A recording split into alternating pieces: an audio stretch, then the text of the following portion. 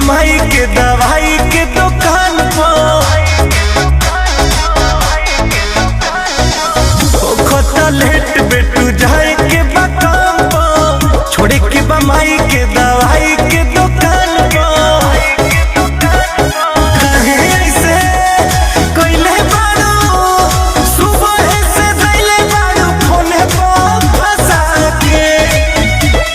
जानू तो हर बोलिए मिठाई लेखा लागे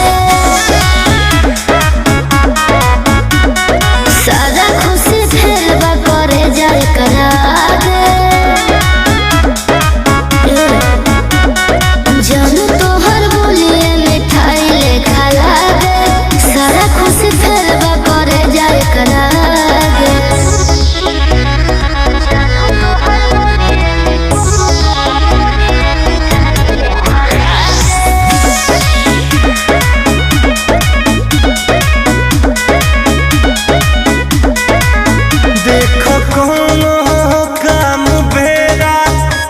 ठीक लागेला बात प्यार वाला रहती ये में नीक लागेला जब छावला देखावे मजनुआ हो थोड़े औरी बतियावे मजनुआ हो मान जाए ना गोलियां हो ना मान जा कि मनो पापा से पीटा बाकी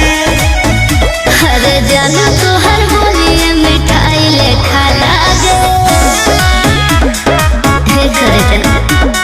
सारा खुशी फेरवा करे जाए करागे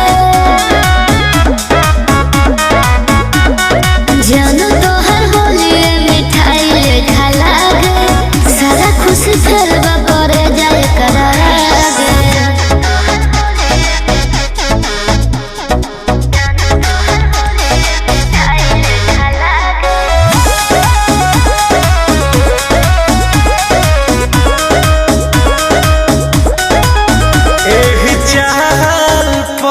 गड़बड़े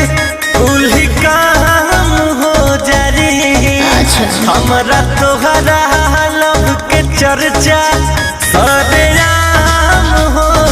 जाई तोहर बोलिए से मन नहीं भरेला रही सुनते हमेशा मन करेला